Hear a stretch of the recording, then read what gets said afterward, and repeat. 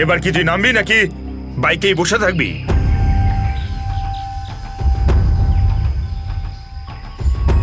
একটু ভদ্রভাবে কথা বলুন। যে মানুষ ভদ্রলোকের মতো কাজ করে না তার সাথে আমিও ভদ্রভাবে কথা বলি না, বুঝলি? এটা কি করেছেন? মহিলাদের মতন শাড়ি পরিয়েছেন? আরে তাতে আমি কি করব? তোর যে বস আছে সে তোকে এই রূপেই দেখতে চেয়েছে।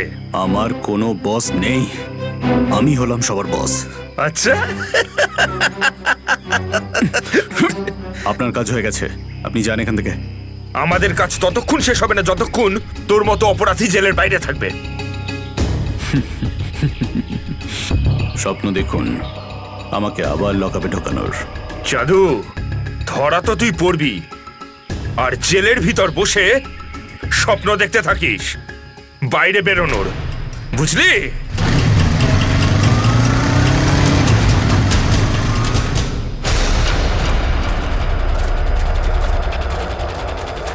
সবাই দেখো তো একটু আশেপাশে। হ্যাঁ স্যার।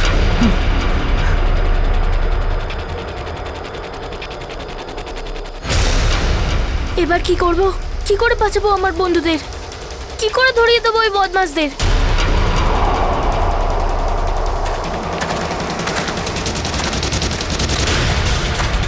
মনে হয় বদমাশ আঙ্কেলগুলো আসছে। এবার কি করব?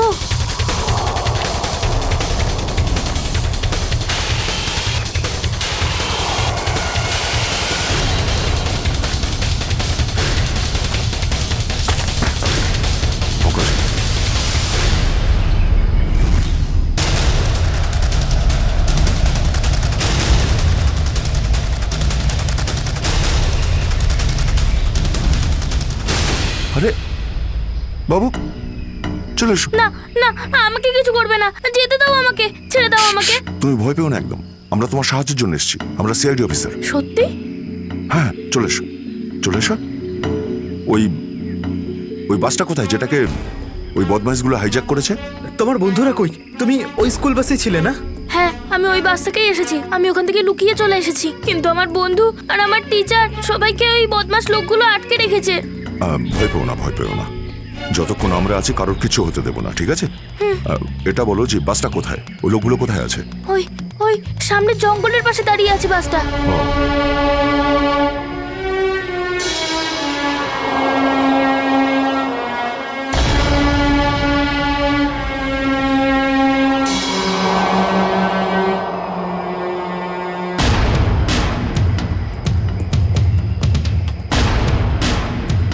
এখানে তো কেউ নেই, তাহলে এখানে ডাকলো কেন আমায়?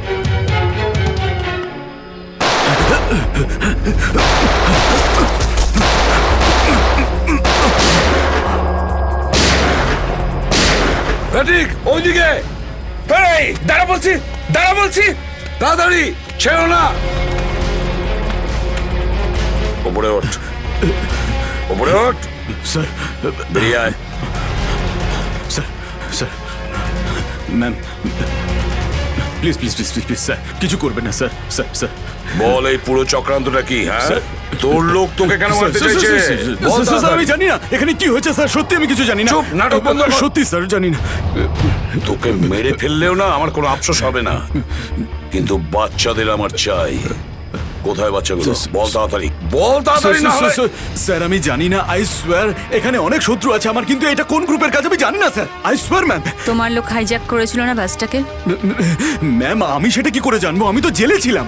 একটা কথা শুনে রাখ সেরা, ওই বাচ্চাদের যদি একটুও কোনো ক্ষতি হয় না তাহলে আমি তোকে জ্যান্ত কবর দেব, জ্যান্ত। সিআইডি ইন্সপেক্টর দয়া, চল চল পালা এখান থেকে, পালা পালা পালা পালা পালা।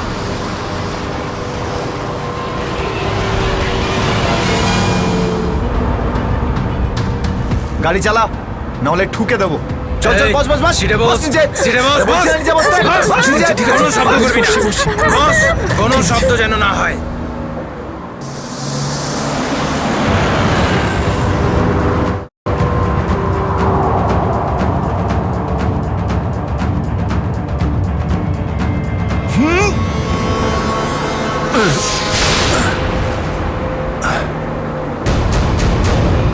এই দেখ দেখ দেখ কি হচ্ছে ওপরে, দেখ। এ তুই গাড়ি চালা। এই শব্দ করবি না।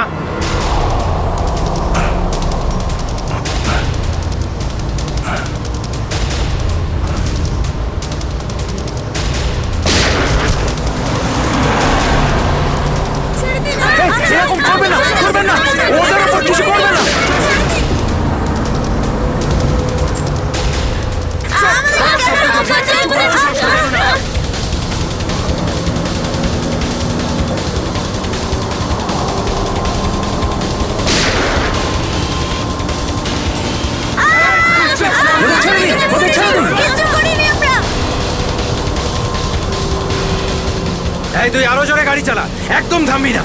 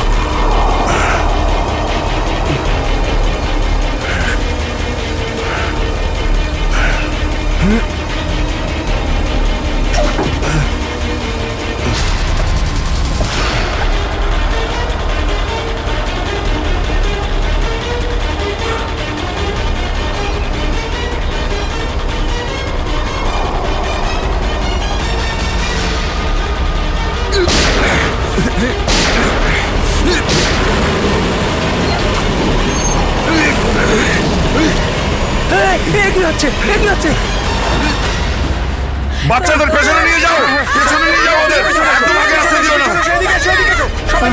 বাচ্চাটাকে ছাড়, তুই বাস থেকে নাম, নেমে যা বলছি, গুলি চালিয়ে দেবো কিন্তু। বাচ্চাটাকে ছাড় বলছি আগে। গাড়ি থেকে নেমে যা বলছি, নইলে একে গুলি চালিয়ে দেবো। সবাইকে পেছনে নিয়ে যাও, পেছনে নিয়ে যাও। তোমরা এদিকে এসো, তোমরা পিছনে এসো, পিছনে এসো।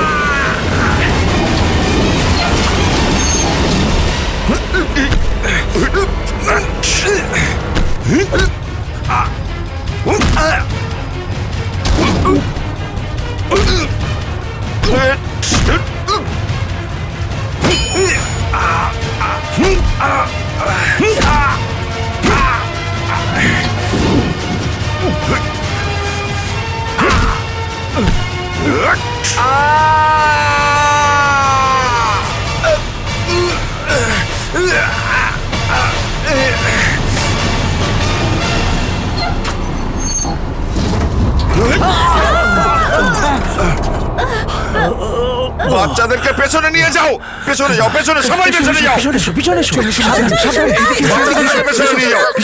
সাবধানে এসো, তোমরা সবাই পিছনের দিকে যাও।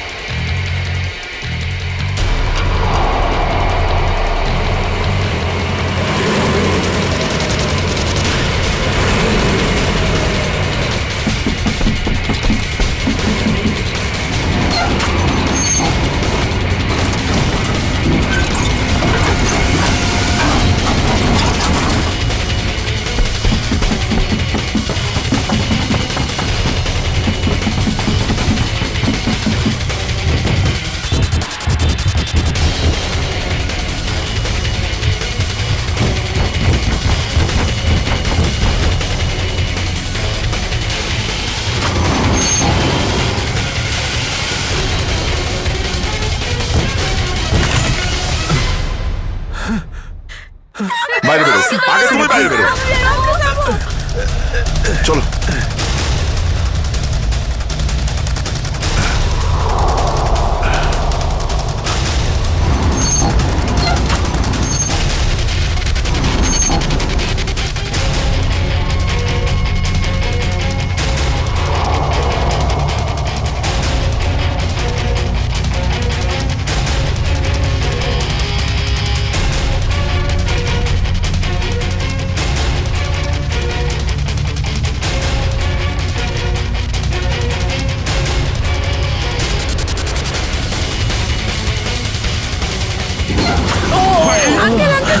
তাড়াতাড়ি বেরো, তাড়াতাড়ি বেরো তুমি এবার।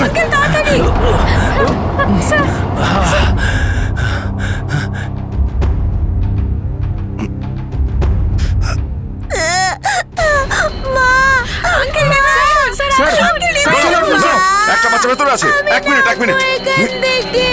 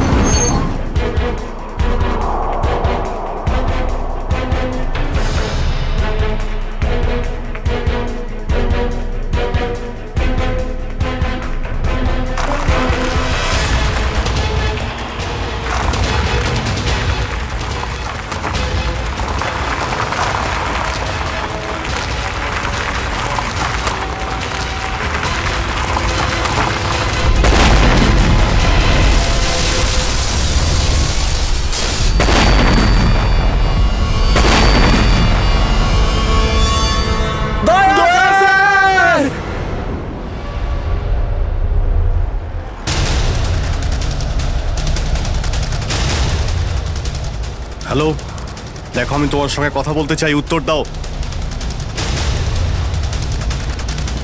কিছুই তো বুঝতে পারছি না আমি। এক্ষুনি তো পরপর ডিমান্ড করছিল, আর এখন কোনো উত্তরই দিচ্ছে না। স্যার হ্যাঁ শ্রেয়া, স্যার ওইদিকে একটা রাস্তা আছে, আমরা ওটা দিয়েই ভেতরে ঢুকতে পারবো। ঠিক আছে, তাহলে ওখান থেকে যাও যাও।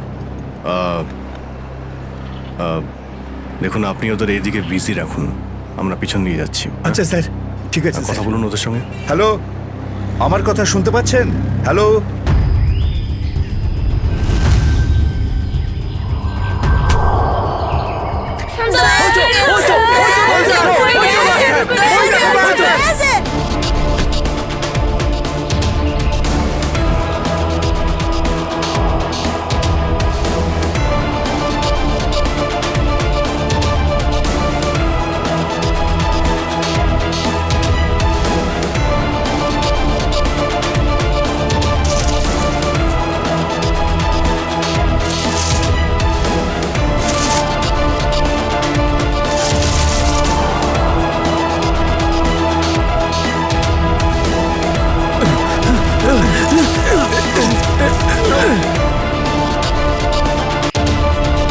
এই নিন স্যার, ধরে নিন।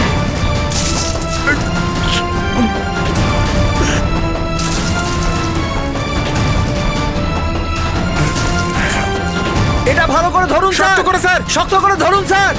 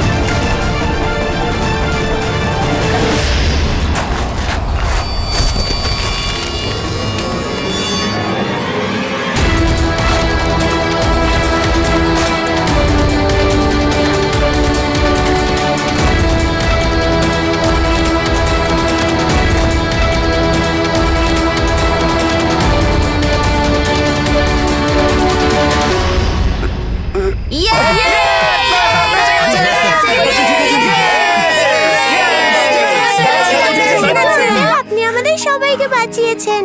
থ্যাংক ইউ তো আমার তোমাদের সবাইকে বলা উচিত। Thank you so much. Sanjana, ঠিক আছে, ঠিক আছে।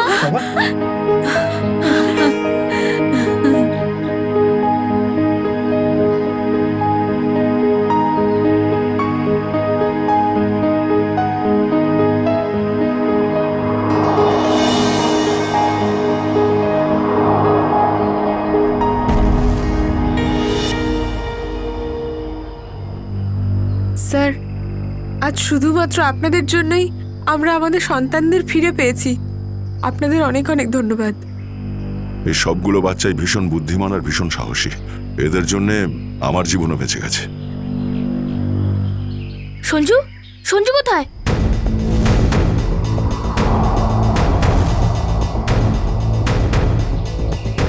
কে সঞ্জু? আমার বন্ধু, ও আমাদের সাথে বাসে ছিল। ও মাই গড স্যার, স্যার একটা গুন্ডাও পালিয়েছে। হ্যাঁ, হে ভগবান, এবার কি হবে? মনে হচ্ছে বাস স্টার্ট হওয়ার আগেই ওই বদমাশটা সঞ্জুকে নিয়ে পালিয়ে গেছে। কিন্তু ওই লোকটা শুধু সঞ্জুকে কেন নিয়ে গেল?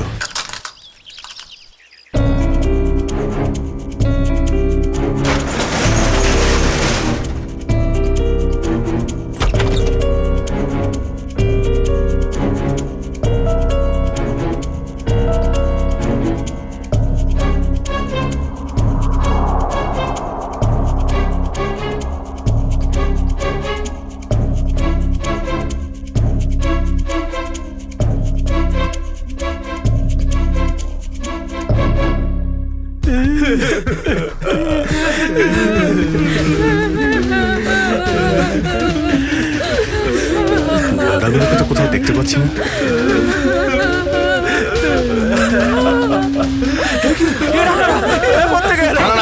এক মিনিট প্লিজ, আপনারা ভয় পাবেন না, আমরা সিআইডি থেকে এসেছি, প্লিজ কেউ ভয় পাবেন না।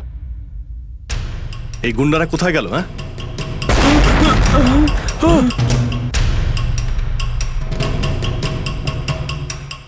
আরে ব্লাস্ট মনে হচ্ছে নিচে হয়েছে। সবাইকে বাইরে বের করো, চলুন তাড়াতাড়ি।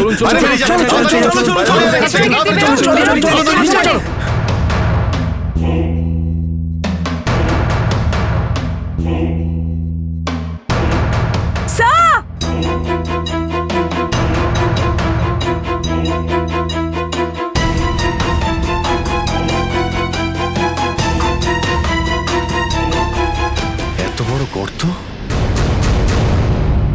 গুন্ডাগুলো এখান থেকেই পালিয়ে গেছে। আজ যাতে না পিছু নিতে পারি সেজন্য ব্লাস্ট করিয়ে রাস্তাও বন্ধ করে দিয়েছে। স্যার, তার মানে এই লোকগুলো আর্মার ভেহিকল আর হেলিকপ্টার এই জন্যই চায় যাতে ওরা টাইমটা পাস করতে পারে। ঠিক বলেছ শ্রেয়া, বাসটাকে হাইজ্যাক করে বাচ্চাগুলোকে বন্দি করা, এসব কিছু ওদের প্ল্যান ছিল। আরো বড় কিছু করার উদ্দেশ্য আছে এদের। স্যার, হ্যাঁ স্যার সঞ্জুর ফ্যামিলিতে ওর বাবা ছাড়া আর ওর কেউ নেই। এই যে ডিটেলস স্যার। পরেশ,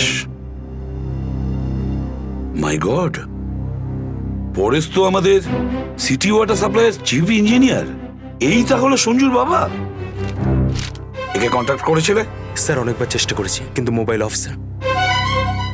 সচিন, নিশ্চয়ই এগুলো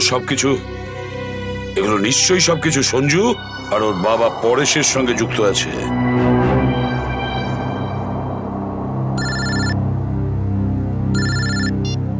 হ্যাঁ সচিন, হ্যাঁ হ্যাঁ হ্যাঁ, যে ছেলেটা নিখোঁজ ছিল সঞ্জু, ওর বাবা ওয়াটার সাপ্লাই প্ল্যান্টের চিফ ইঞ্জিনিয়ার। হ্যাঁ হ্যাঁ, পরেশ। ওকে ওকে ওকে ওকে ওকে ওকে, হ্যাঁ ঠিক আছে ঠিক আছে ঠিক আছে। কই দেখাও তো ওয়াটার সাপ্লাই প্ল্যান্ট। এ তো মলের একেবারে কাছেই। তাড়াতাড়ি চলো ওখানে।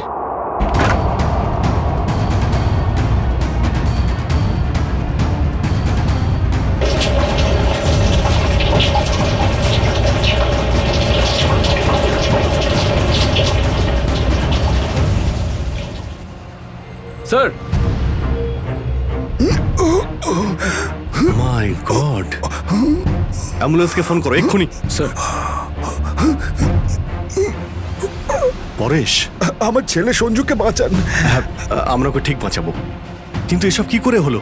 কিছু লোক জোর করে আমার কেবিনে ঢুকে আসে আর তারপর আমাকে বলতে থাকে আমার ছেলে সঞ্জু ওদের হাতে বন্দি। আর তারপর জোর করে আমাকে কন্ট্রোল রুমে নিয়ে আসে। আর তারপর আচ্ছা, তারপর তারপর কি হলো? ওরা এখানকার পুরো শহরের ওয়াটার সাপ্লাই কানেকশন সব লেক থেকে কেটে দিয়ে শুধু নেত্রা লেকে জুড়ে দিয়েছে। কি, নেত্রালেক্সের সঙ্গে? কিন্তু কিন্তু কেন? জানি না স্যার। স্যার এরা নিশ্চয়ই কোনো বিপজ্জনক কিছু প্ল্যান করছে। পরেশ, আমরা কি ওয়াটার সাপ্লাই অন্য লেকের সঙ্গে জুড়তে পারি? নেত্রা লেকের থেকে কাটতে পারি? না না, না, ওরা বাইপাস কি নিজেদের সঙ্গে নিয়ে গেছে। আধ ঘন্টার মধ্যে ওরা লেকে কিছু করতে চলেছে। বাঁচান আপনারা, না হলে পুরো শহর ধ্বংস হয়ে যাবে। ঠিক আছে, তুমি ভয় পেও না। নেত্রা লেক ওই বদমাইশদের থামাতেই হবে।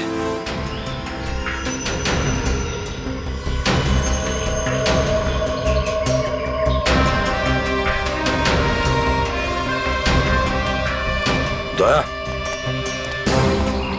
নিশ্চয়ই ওই বদমাইশরা জলের ভেতরে এমন কিছু লাগিয়েছে যে যা থেকে বড় কোনো বিপদ ঘটতে পারে। স্যার এরকম জল খেলে তো লোকেরা অসুস্থ হয়ে পড়বে। হ্যাঁ দয়া, দেখো তো জলে নেমে একটু দেখো তো। স্যার। হ্যাঁ, সাবধানে। স্যার। হ্যাঁ, সাবধানে ফেডরিক।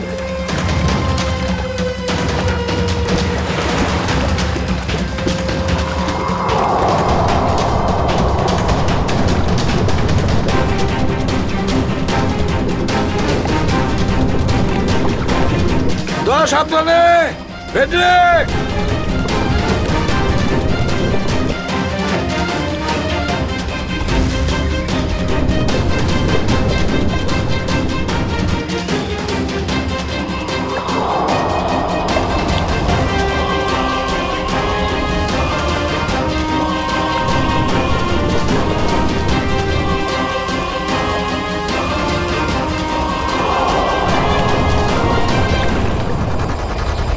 অনেকক্ষণ হয়ে গেল, এখনো ওরা জলের ভেতরে রয়েছে।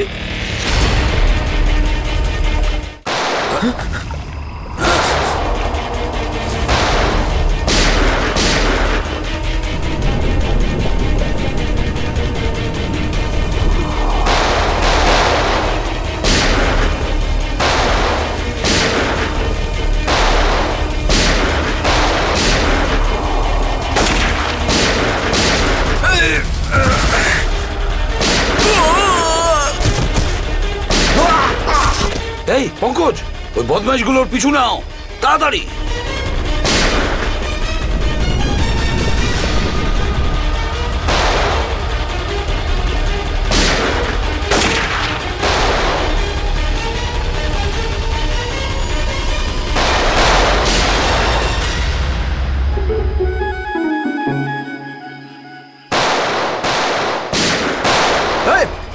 ব্যাস, অনেক চালিয়েছিস গুলি, চল।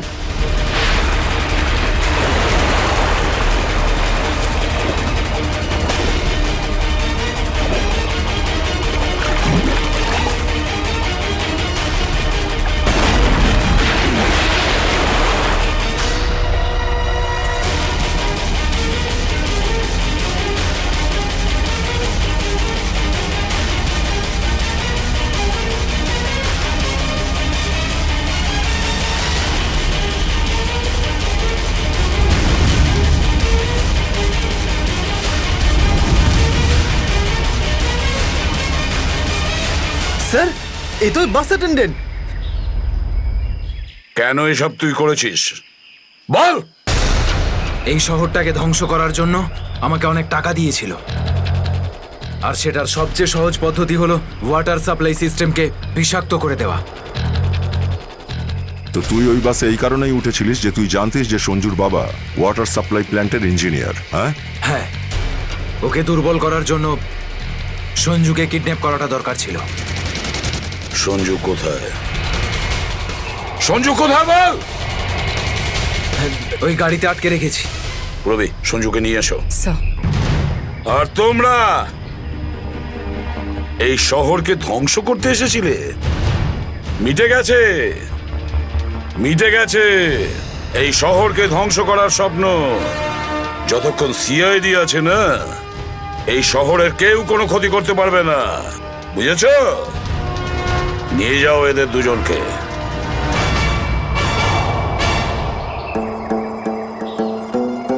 আঙ্কেল, এই যে সঞ্জু,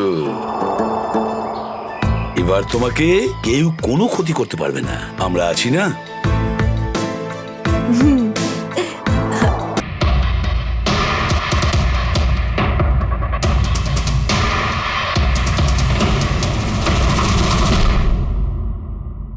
ইমার্জেন্সি মেডিকেল কার্ড। এনার আমন্ড আর শেলফিশে অ্যালার্জি আছে।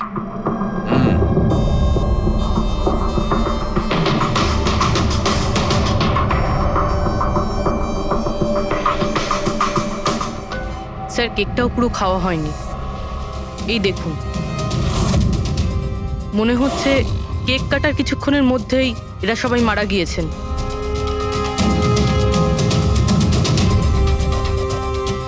হাতাহাতির কোনো চিহ্নই নেই, সোজা গুলি করেছে।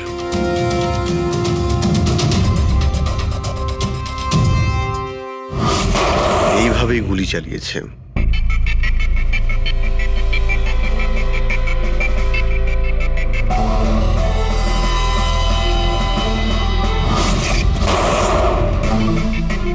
আরেকটা লাশ কোথায়?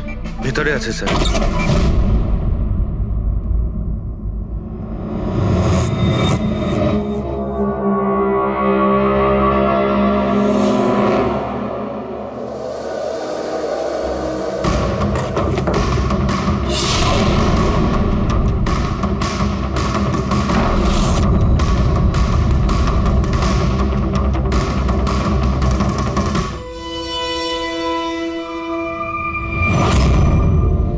গান কেস, কিন্তু এ তো পুরো খালি।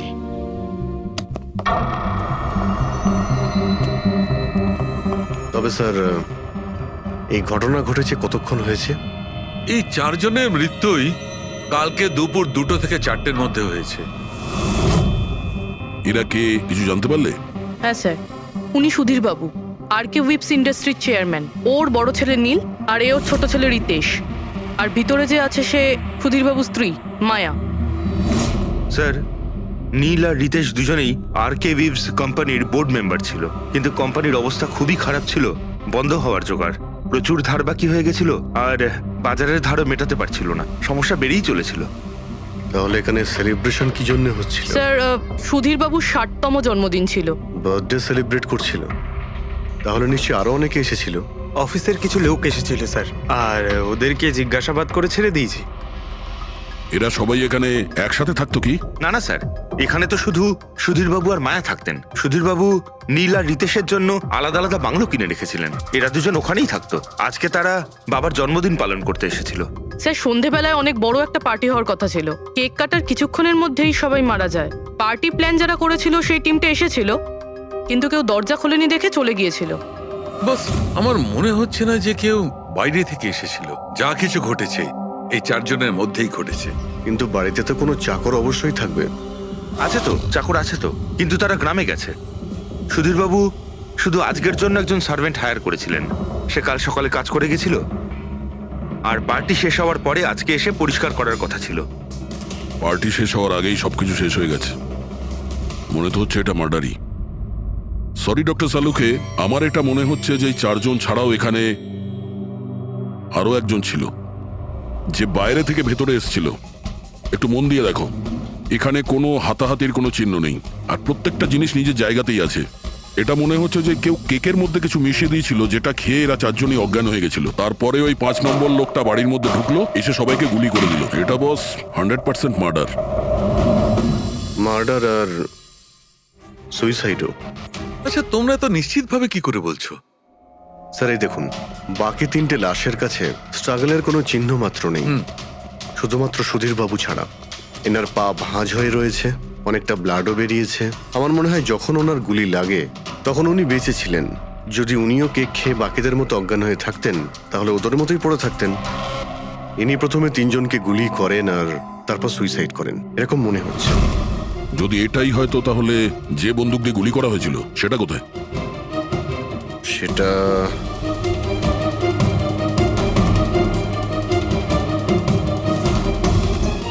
এখানে গুলি লেগেছিল মানে মাথাতে। সুধীর বাবু যদি এইভাবে গুলি চালান তো এইভাবেই হয়তো পড়েছেন, আর তখনই হাত থেকে বন্দুকটা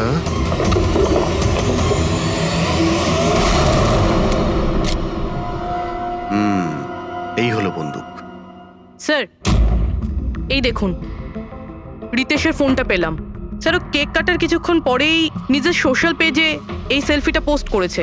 বলছিলাম না, এখানে পঞ্চম ব্যক্তি থাকতেই পারে না। কিন্তু বুঝতে পারছি না কেন আমার এখনো সন্দেহ আছে। দেখুন, সন্দেহ করা তো আমাদের কাজ। একটা কাজ করে যতগুলো এভিডেন্স আছে, যতগুলো জিনিস আছে, সব বিউরোতে নিয়ে যাই, দেখি এসিপি স্যার কি বলেন। গোলমাল মনে হচ্ছে। বস, আমি ওদের পেটের মধ্যে কেকের টুকরো পেয়েছি। ওই যে কেক ওরা খেয়েছিল, ওই কেকের মধ্যে সেনেটিভ মেশানো ছিল, নেশার ওষুধ। সেনেটিভ? 3 জন খেয়েছে আর অজ্ঞান হয়ে গেছে। 4 জনই? না, 3 জন।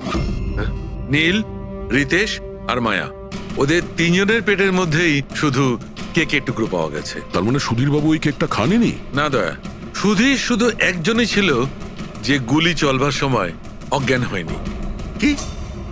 সুধীরবাবু নিজের জন্মদিনে এই কেক খাননি? খায়নি, কারণ ওই কেকের মধ্যে বাদাম মেশানো ছিল। কিন্তু স্যার, ওনার বাড়ির লোকের তো নিশ্চয়ই জানা আছে যে ওনার বাদাম থেকে অ্যালার্জি ছিল। এক্স্যাক্টলি। তাহলে এই কেক আনলো কেন? অদ্ভুত ব্যাপার। সুধীর বাবুর বার্থডে ছিল আর কেক ওই 3 জনে খেয়েছিল। কেক 3 জনে খেয়েছিল, কিন্তু ওখান থেকে যে বন্দুকটা পাওয়া গেছে তাতে 4টে গুলি খরচ হয়েছে, যেগুলো এদের গায়ে লেগেছে। অদ্ভুত ব্যাপার যে ওর ওপর সুধীরের আঙুলের ছাপ আছে। আর ওই বন্দুকটাও তো সুধীর বাবুর নামেই রেজিস্টার করা। তো সুধীর বাবু প্রথমে ওই 3 জনকে গুলি করে আর তারপর নিজে সুইসাইড করে। কিন্তু কেন? ঝামেলা এড়ানোর জন্য। ব্যবসা ডুবে যাচ্ছে, ধার দেনা বেড়ে যাচ্ছে, এই জন্য নিজের সঙ্গে পুরো ফ্যামিলিটাকেই মেরে ফেলে। আর কি কারণ হতে পারে? হ্যাঁ স্যার, তাই তো মনে হচ্ছে। সুধীর বাবু ইচ্ছে করেই ওই বাদামওয়ালা কেক নিয়ে এসেছিল যাতে ওনাকে না খেতে হয়, আর উনি সেনেটিভ মিশিয়ে ওই কেকটা সবাইকে খাইয়ে দেন। আর অজ্ঞান হওয়ার পরে তাদের মেরে ফেলে নিজেও আত্মহত্যা করেন। রবি, ওই রিতেশ যেটা ফটো আপলোড করেছিল না নেটে, সেটা একটু খোলো তো। কটার সময় তুলেছিল এই ফটোটা? স্যার 2:05 আর আপলোড করেছিল? স্যার 2:07 সালুকে একটা কথা বলো, কেক খাওয়ার কতক্ষণ পরে ওরা অজ্ঞান হয়েছিল? 20 থেকে 25 মিনিট। মানে 2:30 না 2:35? আমার মনে হয় ওরা সবাই ওই সময়ই মারা গিয়েছিল, 2:30 থেকে 2:45 মধ্যে। মানে সবকিছু ঘটেছে ওই 40 মিনিটের ভেতরেই। 1 মিনিট, ওই দেখো, ওই ছায়াটা কার? ওই শ্যাডো? এই 4 জন তো এখানে দাঁড়িয়েছিল, তাহলে ছায়া ওখানে গেল কি করে? সেটা ওখানে গিয়েই দেখতে হবে। এই শ্যাডোটা কার ছিল? 2:04। পর্দার পজিশন একদম ঠিক আছে তো? একদম স্যার। পজিশন নিয়ে নি। রেডি? 2:05 ইয়া। আরে, এখানে তো কোনো ছায়া দেখতে পাচ্ছি না। তাহলে ওখানে ছায়া কোথা থেকে এলো?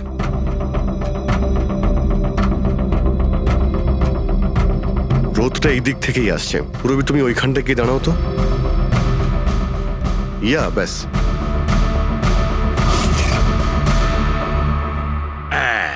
এইখানে ছায়াটা দেখা যাচ্ছে, ঠিক যেমনটা ওখানে ছিল, সেম টু সেম। আমি ঠিকই বলেছিলাম, এখানে কোনো 5 নম্বর লোক ছিল। আর সে ওখানেই দাঁড়িয়েছিল যেখানে আমি দাঁড়িয়েছিলাম। এই সেই লোকটাই হবে যে সুধীর বাবু আর তার পরিবারকে মেরেছে। আর সে আমাদের অলমোস্ট ধোকা দিয়ে দিয়েছিল যে এটা মার্ডার কাম সুইসাইড। আর ওর ছায়াই ওকে ধোকা দিয়ে দিয়েছে। কিন্তু স্যার, আমরা এই ছায়ার মাধ্যমে খুনি অবধি পৌঁছবো কি করে?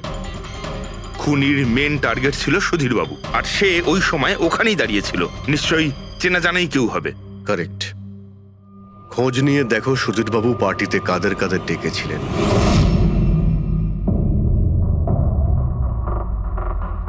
স্যার, আমি পড়ি। তুমি সুধীরের এক্সিকিউটিভ অ্যাসিস্ট্যান্ট? হ্যাঁ স্যার, আমি Jahnavi. Marketing head. Yes sir. হ্যাঁ স্যার, আমি জগন্নাথ, আমি কোম্পানির লয়ার। আর সুধীর বাবুর পার্সোনাল লয়ারও। আগে হ্যাঁ, কিন্তু আপনারা আমার কাছে কি জানতে চাইছেন? সুধীর বাবুর কোম্পানিতে প্রায় 300 লোক কাজ করতেন, কিন্তু উনি পার্টিতে শুধু আপনাদের 3 জনকেই ডাকলেন। এরকম কিসের বিশেষ সম্পর্ক ছিল আপনাদের সঙ্গে সুধীর বাবুর? স্যার, আমি আগেও বলেছি যে আমি ওনার এক্সিকিউটিভ অ্যাসিস্ট্যান্ট। তো একজন এক্সিকিউটিভ অফিসারের সঙ্গে এতটা পার্সোনাল রিলেশনশিপ? স্যার, আমি ওনার শুধু কাজই না, বরং ওনার পার্সোনাল লাইফও ম্যানেজ করতাম। আই মিন পার্সোনাল আর প্রফেশনাল দুটোই। আর ওই দিনও আমি পার্টি ম্যানেজ করতে গেছিলাম, সেলিব্রেট করতে না। আর উকিল বাবু আপনি? স্যার, আমি আর সুধীর হলাম ছোটবেলাকার বন্ধু। ওর বার্থডে আর আমি যাব না, এটা কি করে হতে পারে? আর আপনি? আপনাকে কেন ইনভাইট করেছিল সুধীরবাবু পার্টিতে? স্যার, আমাকে সুধীর স্যার না, নীল ইনভাইট করেছিল। আমি আর নীল খুব ভালো বন্ধু ছিলাম। I see. তো আপনি ওনার পুরো শিডিউল ম্যানেজ করতেন। তো এই বার্থডে পার্টির দিন কেউ কি আসার কথা ছিল? কোনো মিটিং রেখেছিলেন আপনারা? স্যার ওই দিন ব্যাংক হলিডে ছিল, তার জন্য কোনো মিটিং বা অ্যাপয়েন্টমেন্ট ছিল না। আর ওনার বার্থডে ছিল, তাই উনি পুরো দিন ওনার ফ্যামিলির সাথেই কাটাতে চাইতেন। দুপুর 2টো থেকে 3টের মধ্যে আপনারা কোথায় ছিলেন? স্যার আমি তো আমার বাড়িতেই ছিলাম, ভি ব্লগ বানাচ্ছিলাম। Vlog? Video blog. আমার একটা ইন্টারনেট চ্যানেল আছে যেখানে আমি ভিডিও বানিয়ে আপলোড করি। স্যার আমি বাড়িতে ঘুমোচ্ছিলাম, আমার শরীরটা ঠিক ছিল না। স্যার আমি আমার ফ্যামিলির সাথে ফিল্ম দেখতে গিয়েছিলাম। আচ্ছা, কিছুদিনের মধ্যে সুধীরবাবুর ব্যবহারে কোনো পরিবর্তন দেখেছিলেন আপনারা? হ্যাঁ স্যার, আমি একটা জিনিস নোটিস করেছিলাম। স্যার আজ থেকে ঠিক 1 মাস আগে আমাদের মিটিং চলছিল।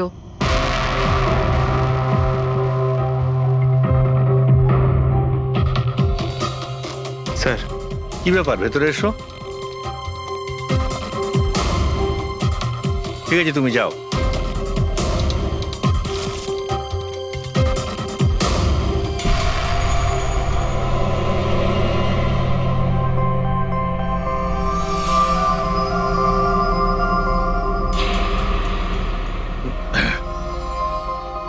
Sorry gentleman, meeting is over. বাচ্চাদের পোশাক? Yes sir. আচ্ছা, আর কিছু নোটিস করেছিলেন আপনারা? কোনো অদ্ভুত কিছু? হ্যাঁ স্যার, এই 2 সপ্তাহ আগে উনি আমাকে বলেছিলেন যে উনি ওনার দলিল চেঞ্জ করতে চান। উইল বদলাতে চাইছেন কেন? জানি না স্যার, ওনার দলিলে 3 জন মানুষের নাম ছিল, একজন ওনার স্ত্রী মায়া আর 2 জন ওনার ছেলে। কিন্তু উনি চতুর্থ একজনের নাম জুড়তে চাইছিলেন, অ্যাড করতে চাইছিলেন। কি নাম ছিল ওই চতুর্থ জনের? ওনার নাম তো উনি বলেননি। আপনি কি উইলটা বদলেছিলেন? আসলে আমি পেপার সব তৈরি করে দিয়েছিলাম, ব্যাস নাম ভরে ওতে সুধীরকে সই করতে হতো।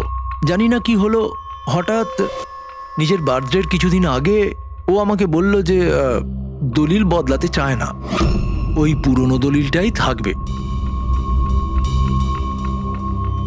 ঠিক আছে, এই চতুর্থ ব্যক্তি আবার কোথা থেকে এলো যার নাম সুধীরবাবু নিজের উইলে ইনক্লুড করতে চেয়েছিলেন? সুধীরজির মৃত্যুর এই চতুর্থ জনের সঙ্গে কোনো কানেকশন থাকতে পারে। আমার তো এটাই কিছুতে মাথায় ঢুকছে না। বাচ্চাদের পোশাক কেউ কাউকে কেন পাঠাতে যাবে? বাচ্চাদের জামা কাপড় পাঠানো হয়েছিল, তাহলে ওই এনভেলপটা কোথায় গেল? সুধীরবাবুর রুমটা তো আমরা ভালো করে চেক করেছি, ওখানে তো কিছুই পাইনি আমরা। বাড়িতে নয় তো অফিসে?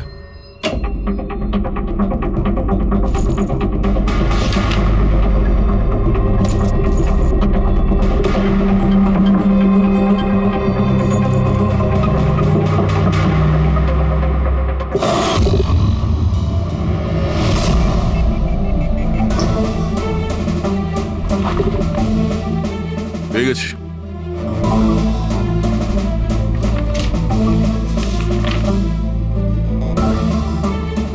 আরে এতে তো দেখছি কোনো পোস্টাল স্ট্যাম্প বা যে পাঠিয়েছে তার নামই নেই। তাহলে পার্সেল এখানে পৌঁছলো কি করে? মনে হচ্ছে এই এনভেলপটা সোজা কেউ কোম্পানির পোস্ট বক্সে ঢেলে দিয়েছিল।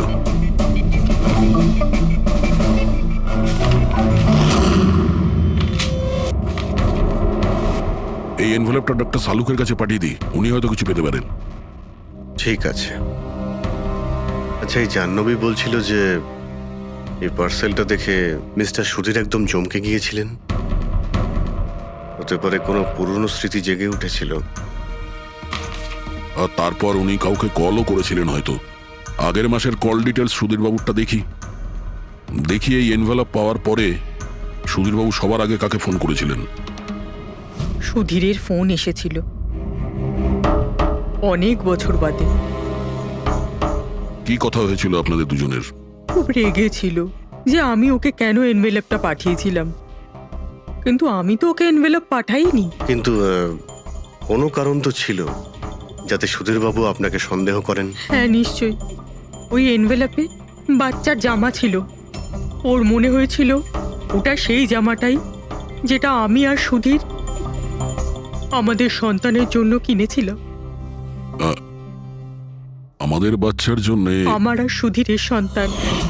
30 বছর আগে আমি আরকে ওয়েবস কোম্পানিতে অ্যাকাউন্ট ডিপার্টমেন্টে কাজ করতাম। সুধীরের বাবা সেটার মালিক ছিল। ওখানেই সুধীর আর আমার সম্পর্ক হয়েছিল। আর কিছু বোঝার আগেই আমি বুঝতে পারি যে আমি সুধীরের সন্তানের মা হতে চলেছি। তো আপনাদের দুজনের বিয়ে হয়নি? না, হয়নি। সুধীর তো কথা দিয়েছিল, কিন্তু ওর প্যারেন্টস রাজি হয়নি, কারণ আমি ওদের স্টেটাসে ছিলাম না। ওনারা তো সুধীরের বিয়ে অনেক বড়লোক বাড়িতে আর সেম স্টেটাসে করতে চেয়েছিলেন। তারপরে ওর প্যারেন্টস আর ফ্যামিলি খুব চেষ্টা করেছিল ওকে, আমাকে, এমনকি আমার ফ্যামিলিকেও বোঝানোর জন্য যে আমি বাচ্চাটাকে নষ্ট করে দিই। আমিও ঠিক করেছিলাম যে যাই হয়ে যাক আমি আমার সন্তানকে জন্ম দেবই। 15ই মার্চ 1990 সালে আমার সন্তান এই পৃথিবীতে এসেছিল, কিন্তু সেই রাতেই ও মারা গিয়েছিল। যে বাচ্চাটাকে কোলে নিয়ে আদর করছিলাম, ছোট ছোট জামা কাপড় পরাচ্ছিলাম, কিচ্ছু করতে পারিনি আমি। আমি ভেবেছিলাম যে এরকম সময় তো সুধীর আমার পাশে থাকবে, আমাকে সাপোর্ট করবে, কিন্তু ও তো এর আগেই আমার সাথে কথা বলাটাও বন্ধ করে দিয়েছিল। আর ওই মাসেই ও মায়াকে বিয়েও করেছিল। তো সেই জন্যই আপনি আজ অব্দি বিয়ে করেননি আর এখানে একাই থাকেন? হ্যাঁ। সুধীরবাবু আপনার সঙ্গে যা যা করেছেন তার জন্যে খুব কষ্ট হয়েছে আপনার, হয়তো খুব ঘেন্না করতেন ওকে। আমার থেকে বেশি ঘেন্নাও কে আর কেই বা করতে পারে। উনি আপনাকে আপনার অধিকার দেয়নি, আপনি সম্পত্তিতে ভাগ চাইলেন, আর যখন সম্পত্তি উনি আপনাকে দিলেন না তখন আপনি রেগে গেলেন আর মেরে দিলেন ওকে। আমি ওকে মারিনি, আর আমি ওকে কেন মারবো? আমি তো চেয়েছিলাম যে ও বেঁচে থাকুক আর সারা জীবন কষ্ট পাক। যেদিন সুধীর বাবু মারা যান সেদিন দুপুরবেলা আপনি কোথায় ছিলেন? আমি বাড়িতেই ছিলাম। আপনার কাছে কোনো উইটনেস বা প্রমাণ আছে? কোনো প্রমাণ নেই। হ্যালো, হ্যাঁ স্যার। ওকে স্যার, হ্যাঁ এখানেই আছেন, আমি বলে দিচ্ছি। হ্যাঁ, ইয়েস স্যার। স্যার সালুমকে স্যার ফরেন্সিকে ডাকছেন তাড়াতাড়ি, বলছিলেন যে কিছু দেখাতে চান। ওকে। শুনলে তো বিশ্বাসই করতে পারবে না বস। ওই এনভেলপটাকে যখন আমি ভালো করে পরীক্ষা করলাম তাতে কোনো ফিঙ্গারপ্রিন্ট তো পাইনি, কিন্তু ওই এনভেলপ থেকে আমি ডিএনএ এর জন্য স্যাম্পল পেয়ে গেছি। যে ওই চিঠিটা পাঠিয়েছে সে মনে হয় মুখ দিয়ে থুতুর সাহায্যে ওটাকে সেঁটে দিয়েছে। আর এইভাবে ওই এনভেলপ থেকে আমি স্যালাইভা স্যাম্পল পেয়ে গেছি, যার থেকে ডিএনএ টেস্ট করতে পারবো। কিন্তু ডক্টর, ডিএনএ টেস্টিং এতে তো 4 থেকে 6 সপ্তাহ লাগবে। হ্যাঁ, আর আমি 5 দিনের জন্য যাচ্ছি দিল্লি এক কনফারেন্সে, কিন্তু তার আগে আমি কিছু প্রাইমারি টেস্ট করিয়ে নিয়েছি। তো স্যার আপনি এই টেস্ট থেকে কি পেলেন? এই টেস্ট থেকে আমি জানতে পেরেছি যে এটা যার ডিএনএ হোক না কেন তার ডিএনএ সুধীর বাবুর ডিএনএ এর সঙ্গে ম্যাচ করছে। কি? তার মানে এই যে, তার মানে হচ্ছে এইটা যে এই চিঠিটা পাঠিয়েছে সেটা সুধীর বাবুর কোনো রক্তের সম্পর্কের লোক। তার মানে সুধীরেরই নিজের কেউ সুধীরকে ব্ল্যাকমেল করছে, কিন্তু কে কে হতে পারে? স্যার, অদিতির পেটে যে বাচ্চাটা ছিল সেটা তো মরা অবস্থায় জন্মেছিল। হ্যাঁ, আর রইল বাকি সুধীর বাবুর 2 ছেলে নীল আর রিতেশ। ওরা দুজন আবার সুধীর বাবু আর অদিতির গোপন রহস্যটা জেনে ফেলেনি তো? হতে পারে তার জন্যই ব্ল্যাকমেল করছিলেন, বাচ্চাগুলোর পোশাক পাঠিয়ে। আচ্ছা স্যার, ওই যে বাচ্চাদের পোশাক পেয়েছিলাম ওগুলো কি সত্যি পুরনো নাকি ময়লা টয়লা করে পুরনো দেখানোর চেষ্টা করা হয়েছে? আমি ওগুলোকে স্পেশালাইজড ল্যাবে পাঠিয়ে দিয়েছি চেক করার জন্য, তাড়াতাড়ি জানা যাবে। আচ্ছা, পুরবি সুধীর বাবুর ছেলের ব্যাপারে কি জানতে পেরেছো? কি করতো? স্যার, 1 বছর আগে সুধীর বাবু নিজের কোম্পানিতে নিজের ছেলেদেরকেই বোর্ড মেম্বার বানিয়েছিলেন, আর তারপর থেকেই কোম্পানি লসে যেতে শুরু করলো। ওরা কোম্পানির টাকা নিয়ে নিজেরাই নয়ছয় করতো, দামি দামি গাড়ি, প্রচুর শখ মেটাতো, সবকিছু করতো, শুধু কাজ বাদ দিয়ে। কিন্তু স্যার সুধীরবাবু তার ছেলেদের খুব ভালোবাসতেন, দুজনের জন্য আলাদা আলাদা বাংলো। আচ্ছা, এটা নয় তো যে ওদের দুজনের মধ্যেই কেউ ওই এনভেলপটা লেটার বক্সে ফেলেছিল? কিন্তু একটা কথা কিছুতেই মাথায় ঢুকছে না, এই ব্ল্যাকমেলিং কেন? আরে ভাই, টাকার জন্য। কোম্পানি ডুবে যাচ্ছিল। কারেক্ট। কোম্পানি কাঙাল হওয়ার আগে যা কিছু গুছিয়ে নিতে পারো গুছিয়ে নাও। যদি সুধীর বাবুর 2 ছেলে তাদের বাবাকে টাকার জন্য ব্ল্যাকমেল করে থাকে তাহলে নিশ্চয়ই ওনার ব্যাংকের অ্যাকাউন্টে নিশ্চয়ই টাকা এসে থাকবে, খুব বড় রকমের ফিগার। একটা কাজ করো, এই দুজনের পার্সোনাল অ্যাকাউন্ট, কোম্পানি অ্যাকাউন্ট সব চেক করো, দেখো কোনো বড় অ্যামাউন্ট এসেছিল কিনা। স্যার স্যার কিছু পেয়েছি স্যার।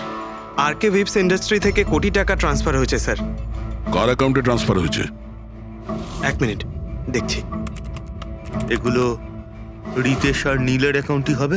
না স্যার, প্রাইভেট অ্যাকাউন্ট, রেচেলের নামে। কোন টাকা? আপনারা কি নিয়ে কথা বলছেন? আমি কিচ্ছু জানি না। কোন টাকা? সেই টাকাটা যেটা আরকে ভিপস এর অ্যাকাউন্ট থেকে তোমার অ্যাকাউন্টে ট্রান্সফার হয়েছে। এবার কিছু মনে পড়েছে? ওটা তো আমার স্যালারি, আমি ওখানে কাজ করতাম। স্যালারি? 11 কোটি স্যালারি? হ্যাঁ, তাও আবার 2 সপ্তাহের। ওই হিসাবে তো তোমার মান্থলি স্যালারি 22 কোটি টাকা হবে। কি কাজ কি করো তুমি? ব্ল্যাকমেলিং এর কাজ। তুমি আর রিতেশ দুজন মিলে সুধীর বাবুকে ব্ল্যাকমেল করছিলে। দেখো রিচেল, আমরা খুব ভালো করে জানি যে তুমি আরকে কোম্পানিতে একদিনের জন্যও কাজ করনি। এবার পরিষ্কার করে সত্যিটা বলবে নাকি? রিতেশ কিন্তু আর নেই, তাই যত শাস্তি সব তোমাকেই কিন্তু পেতে হবে। ব্ল্যাকমেলিং আর এক্সটর্শনের শাস্তি জানো তুমি? আমি কাউকে ব্ল্যাকমেল করিনি। তাহলে সুধীর বাবু কি তোমাকে 11 কোটি টাকা এমনিই দান করে দিলেন? সুধীর আঙ্কেল তো ওই টাকা ট্রান্সফারই করেননি। তাহলে কে করেছিল? আমার বয়ফ্রেন্ড রিতেশ। ও আমাকে বলেছিল যে ওর কোম্পানির টাকা ও কিছুদিনের জন্য অন্য কোথাও রাখতে চায়। অন্য কোথাও? কেন? জানি না, আর আমি জিজ্ঞাসাও করিনি। তুমি রিতেশকে জিজ্ঞাসা করনি, আর যখন রিতেশ মারা গেল তখন পুলিশকেও বলনি। আমি ভেবেছিলাম যে রিতেশ তো আর বেঁচে নেই, তাই তাই টাকাগুলো আমি রেখে দিই। কেউ কি করে জানতে পারবে? কিন্তু সুধীর বাবুর ফ্যামিলিকে মারতে পারে কারা? পরি তো ভিডিও বানাচ্ছিল, আর জাহ্নবী অসুস্থ ছিল, আর জগন্নাথ নিজের ফ্যামিলির সঙ্গে ফিল্ম দেখছিল। কিন্তু অদিতির ব্যাপারে আমি কিছুই বুঝতে পারছি না। কিন্তু কে হতে পারে যে সুধীর বাবুকে এনভেলপ পাঠায়, ওই প্যাকেটটা পাঠায়? সে কে? ওর নামটা সুধীর বাবু উইলে লিখতে চেয়েছিলেন কিন্তু লেখেননি। সে কে?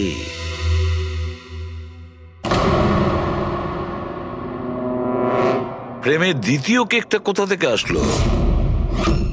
হ্যাঁ স্যার, এখানে দুটো কেক। সেটাই তো, যখন বার্থডে ছিল সুধীর বাবু তার নিজের ফ্যামিলির সঙ্গে, ছোট কেকটা কেন কাটতে যাবে যেখানে এত বড় কেকটা রয়েছে এর সামনে? স্যার, যাতে ও রাতে পার্টিতে বড় কেক খেতে পারে। আরে ভাই, সুধীর বাবু কি 18 বছরের বাচ্চা ছিল নাকি যে নিজের বার্থডেতে দুটো কেকের অর্ডার দেবে? স্যার, হতে পারে এই কেকটা ওনাকে কেউ গিফট করেছে, এই বাদামওয়ালা কেক। সেটা তো বক্সে নিয়ে আসবে, আর তার উপরে কেক শপের নামটাও লেখা থাকবে। না স্যার, ওখানে তো আমরা কোনো বক্স পাইনি। ছিল না? হতে পারে কেউ এই কেকটা বাড়িতে বানিয়েছে, সেই জন্যই আমরা ওখানে বক্স পাইনি। কিন্তু এই আমন্ড দেওয়া কেক পাঠালোটাকে? স্যার, হ্যাঁ স্যার, আমি জাহ্নবীর সোশ্যাল প্রোফাইল চেক করছিলাম। স্যার, এখানে ওর অনেক ছবি আছে যেখানে ও কেক আর পেস্ট্রি বেক করছিল। বেকিং ও খুব পছন্দ করে। হ্যাঁ, আমি বেকিং পছন্দ করি, তাতে কি? তো কিছু না, তুমি বাদামওয়ালা কেক বানিয়েছিলে না সুধীর বাবুর জন্য? আমি যখন জানি যে ওনার বাদামে অ্যালার্জি, তাহলে আমি ওনার জন্য বাদাম কেক কেন বানাবো? কারণ তুমি চাইছিলে যে উনি কেকটা না খান, যদি খেতে অজ্ঞান হয়ে যেত না। আর তুমি চাইতে যখন তুমি ওকে মারবে তখন যেন ওর জ্ঞান থাকে, কষ্ট পায় তোমার সামনে, প্রাণ ভিক্ষা করে, তাই না? আরে আমি সুধীর আঙ্কেলকে কেন মারবো? তুমি কেকের মধ্যে সেনেটিভ মেশাওনি রিতেশ, নীল আর মায়াকে মারার জন্য? আপনারা এইসব কি বলছেন বলুন তো? ব্যাস ব্যাস, অনেক হয়েছে। তুমি বলেছিলে না যে ওই দিন তুমি অসুস্থ ছিলে আর বাড়িতেই ছিলে? কোথাও তুমি যাওনি। তুমি পার্টিতে কিভাবে গিয়েছিলে কিনা পার্টিতে? আমি সত্যি 2-3টে পর্যন্ত ঘুমিয়েছিলাম। তারপর ঘুম থেকে ওঠার পর আমার মনে হলো যে আমি একটু বেটার ফিল করছি, আর তাই আমি পার্টিতে চলে যাই। এতে আমার কি অন্যায়? তুমি যদি রাত 2টা থেকে 3টে অবধি সত্যিই ঘুমিয়েছিলে, তাহলে 2:30টার সময় যখন সুধীর বাবু মারা যান তখন তোমার মোবাইল ওনার ঘরের সামনে গেল কি করে? দেখো জাহ্নবী, মিথ্যে বলে কোনো লাভ নেই। আমরা তোমার মোবাইলের রেকর্ড চেক করে দেখেছি। যে সময় সুধীর বাবু মারা যান সেই সময় তোমার ফোনের লোকেশন ওনার বাড়ির কাছেই ছিল। এবার সত্যি বলবে নাকি আরো টাইম ওয়েস্ট করতে চাও? আমি আর নীল একে অপরকে ভালোবাসতাম। আমরা ভেবেছিলাম যে নীলের বাবার বার্থডে আমাদের কাছে একটা ভালো সুযোগ ছিল ওনাকে আমাদের ব্যাপারটা বলার। আর সেই জন্যই আমি ওখানে যাই।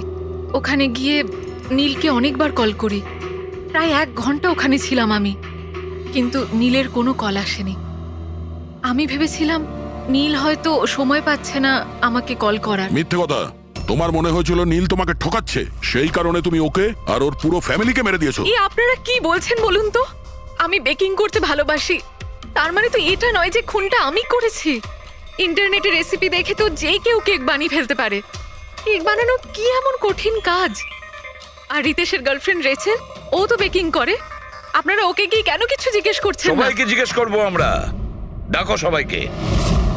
ভীষণ ইন্টারেস্টিং কেস এটা। এরকম খুব কম হয় যে এতজনের কাছে একটা লোকের প্রাণ নেওয়ার জন্য সুযোগও আছে আর মোটিভও আছে। আপনারা আবার? আরে স্যার, আমি কেন মারবো ওনাকে? আপনি নীলকে বিয়ে করতে চেয়েছিলেন, ওর ফ্যামিলির লোকেরা রাজি হয়নি। এ তো খুব বড় একটা কারণ খুন করার। আর সুধীর বাবুর ফ্যামিলির জন্য আত্মমর্যাদা, সোশ্যাল স্ট্যাটাস অনেক গুরুত্বপূর্ণ ব্যাপার ছিল।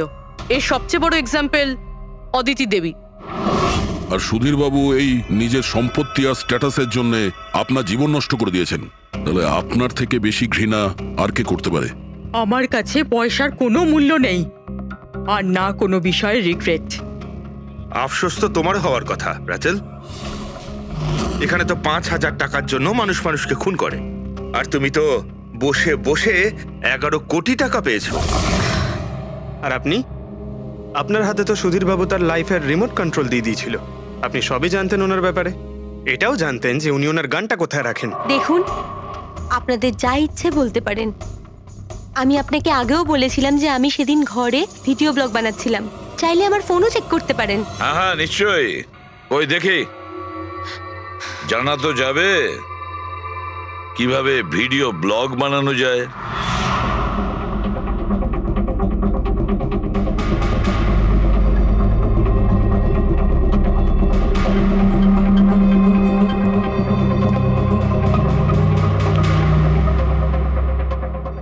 স্যার, এখন আপনি বিশ্বাস করেছেন তো যে সেদিন আমি নিজের ঘরে DIY ভিডিও বানাচ্ছিলাম? DIY তার মানে?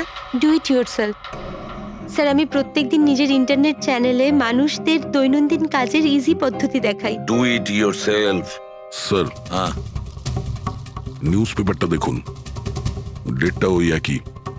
হ্যাঁ সেটাই তো আছে। মানে ভিডিও ওই দিনই শুট করা হয়েছিল। স্যার, হ্যাঁ পুরবি। স্যার আমি মেমোরি কার্ডের ডেট আর টাইম চেক করেছি। এই ভিডিওটা ওই দিনই তৈরি করেছিল, 2টো থেকে 4টের মধ্যে। আচ্ছা, আর স্যার, ওরির মোবাইল লোকেশন ক্রস চেক করেছিলাম আমরা, তাতে দেখলাম ও সেদিন বাড়িতেই ছিল। পুরবি একটা কাজ করো, এই 4 জন লেডিসকে আলাদা ঘরে বসাও। স্যার, হুম, চলো।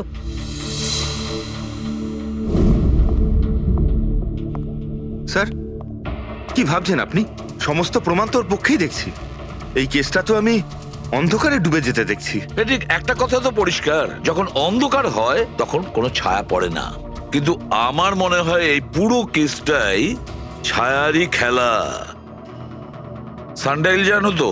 সানডাইল এই জিনিসটা আসলে সূর্যের আলো কোন দিকে যায় সেই অনুযায়ী টাইমটা দেখায়। হ্যাঁ, সানডাইল এমন একটা জিনিস যেটা থেকে আমরা আকাশের সূর্যের পজিশনটা বুঝতে পারি, যেটা থেকে আমরা সময়টা আন্দাজ করতে পারি। এবার দেখো, আমাদের পৃথিবী ঘুরতে থাকে আর সেই জন্য সূর্যের অ্যাঙ্গেলটাও বদলে যায়, যেটার কারণে সানডাইলে ছায়ার পজিশনটা বদলাতে থাকে। এটা তো মাথায় ঢুকে গেছে স্যার, কিন্তু এটার এই কেসটার সাথে কি সম্পর্ক বলুন এর তো? সঙ্গে সম্পর্ক আছে ফেডরিক। পরি, এই পুরো প্রমাণগুলোই আমরা পরির কাছ থেকে কালেক্ট করেছি। পরি সে এমন একজন কেউ পুরো এভিডেন্স গুলো ম্যানিপুলেট করতে পারে, মেমোরি কার্ডের ডেটটাও চেঞ্জ করতে পারে, পুরো এভিডেন্সেস কন্ট্রোল করতে পারে। কিন্তু সূর্যকে কন্ট্রোল পরি করতে পারে না। ভুলে যেও না যে সূর্য কোনো সময়ে ভুল সময় সে দেয় না। তার মানে ওরই ভিডিওতে ডেট আর টাইম দুটোই চেঞ্জ করে দিয়েছে। হয়তো চেঞ্জ করেছে বা করেনি, কিন্তু এখন আমরা এই ছায়াকে প্রশ্ন করব যে পরি সত্যি বলেছে না মিথ্যে বলেছে। কারেক্ট, এই সেটিংটা একদম সেরকমই হয়েছে যেমন পরীর ভিডিওতে ছিল। আর রোদও সেই রকম আছে সেদিন যেরকম ছিল। শুধু পরীর জায়গায় পুরবি দাঁড়িয়ে আছে। স্যার, আমরা এখানে কি করব? আগামী 6 ঘন্টা পর্যন্ত পুরবীকে এইভাবেই দাঁড়িয়ে থাকতে হবে যেভাবে ভিডিওতে পরী দাঁড়িয়েছিল। আমরা এটাই দেখতে চাই যে যদি পরী সত্যি কথা বলে তাহলে 2 থেকে 4টের মধ্যে পুরবীর মুখে ঠিক সেই জায়গা থেকে রোদ্দুর পড়বে যেমন পরীর মুখে ছিল। আর স্যার, যদি আমার ছায়া পরীর ছায়ার সাথে ম্যাচ না করে তো? তো দেখতে হবে। ক্যামেরা অন করো।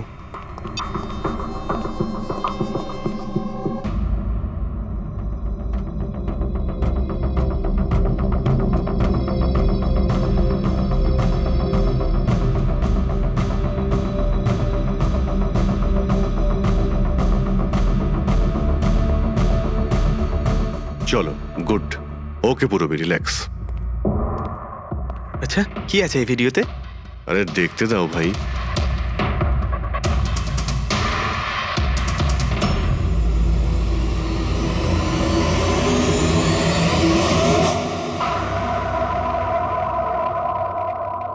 তো সকাল 11টা থেকে 1টার মধ্যে তুমি ওই ভিডিওটা রেকর্ড করেছিলে। আর তুমি খুব চালাকির সাথে ভিডিও ডেট আর টাইম চেঞ্জ করে দিয়েছো। মেমোরি কার্ডের ডেট আর টাইম বদলে দিয়েছিলে, নিজের মোবাইল ফোনটা বাড়িতে রেখে দিয়েছিলে যাতে আমরা ওখানকার লোকেশন পাই।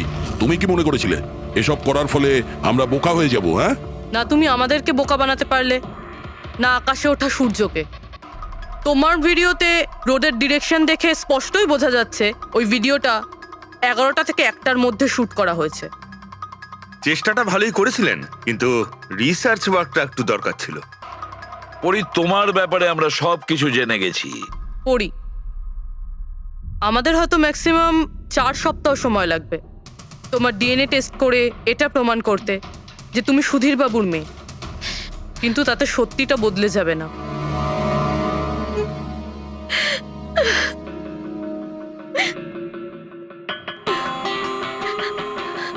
আমি ওনাকে মারতে চাইতাম না, একদমই মারতে চাইতাম না ওনাকে।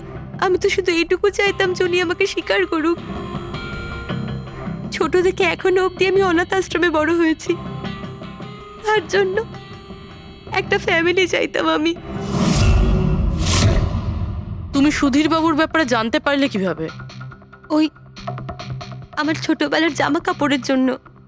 ওই জামা কাপড়ে হসপিটালের কার্ড ছিল, উনি ওটা বের করতে ভুলে গেছিলেন। ওই কার্ডে বাবার নাম্বারও ছিল। তারপর আমি বাবাকে অনেক খুঁজলাম, তখন শেষ পর্যন্ত ওনার কোম্পানির কথা জানতে পারলাম। কিন্তু তুমি ওনার কোম্পানি কেন জয়েন করলে? তুমি চাইলে সুধীরবাবুকে অন্য জায়গাতেও কথাটা বলতে পারতে যে তুমি ওনার মেয়ে। কিন্তু আগে আমি ওনার সাথে দেখা করতে চাইতাম, চিনতে চাইতাম ওনাকে। তারপর আস্তে আস্তে জানতে পারলাম যে উনি খারাপ মানুষ নন, মনের দিক থেকে খুবই বড়। তখন আমি ভাবলাম যে হয়তো ওই সময় ওনার অবস্থা খুব খারাপ ছিল, তাই অনাথ আশ্রমে দিয়েছিল আমাকে। কিন্তু এখন তো ওনার খুব ভালো অবস্থা, এখন তো উনি আমায় আপন করতে পারতেন। তাহলে ওনার সঙ্গে দেখা হতে না হতে প্রপার্টিতে ভাগ কেন চাইলে? কারণ আমি জানতে চাইতাম যে ওনার কাছে ইম্পর্টেন্ট কি, টাকা না আমি। তার জন্যই সুধীরবাবু ওনার উইল চেঞ্জ করতে চাইছিলেন। হ্যাঁ, আর এটা শুনে আমি খুব খুশি হয়ে গেছিলাম। কিন্তু সুধীর বাবু তার সিদ্ধান্ত বদলে ফেলেছিলেন, যেটা তুমি সহ্য করতে পারোনি। স্যার, ও সব ওনার ওয়াইফ আর ওনার মেয়ের জন্য হয়েছিল। ওরা এটা সহ্যই করতে পারছিল না যে বাবা আমার নাম উইলে অ্যাড করছিল।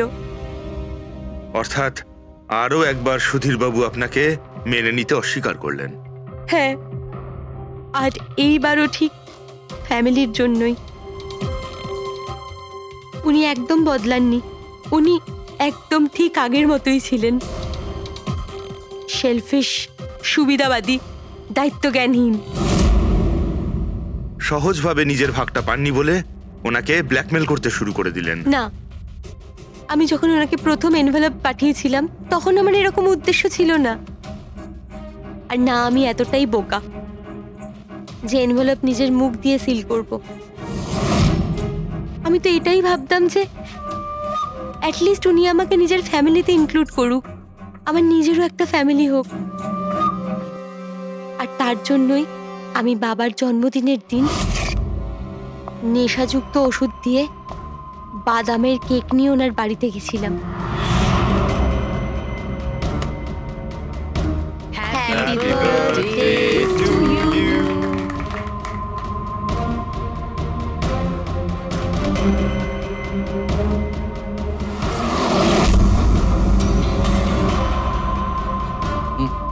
আমার অ্যালার্জি আছে।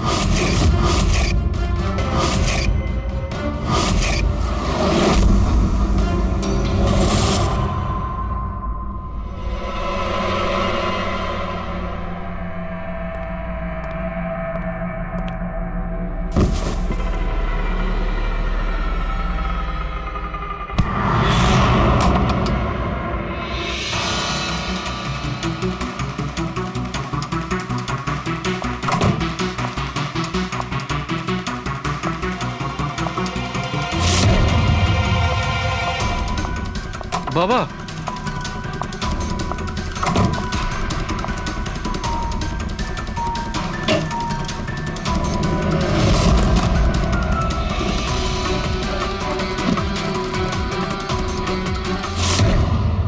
তুমি সুধীরবাবুর পুরো ফ্যামিলিকে মারতে চেয়েছিলে না? তোমার লক্ষ্য পূরণ হয়েছে। এবার তোমার সঙ্গে ওনার ফ্যামিলির লাস্ট মেম্বারও শেষ হয়ে যাবে। জেল যাওয়ার আগে আমরা তোমার সঙ্গে কারোর সঙ্গে দেখা করিয়ে দিতে চাই।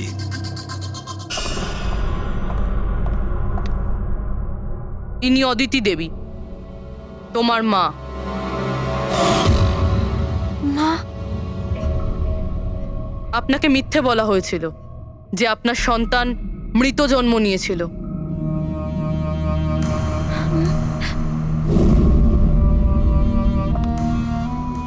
মা,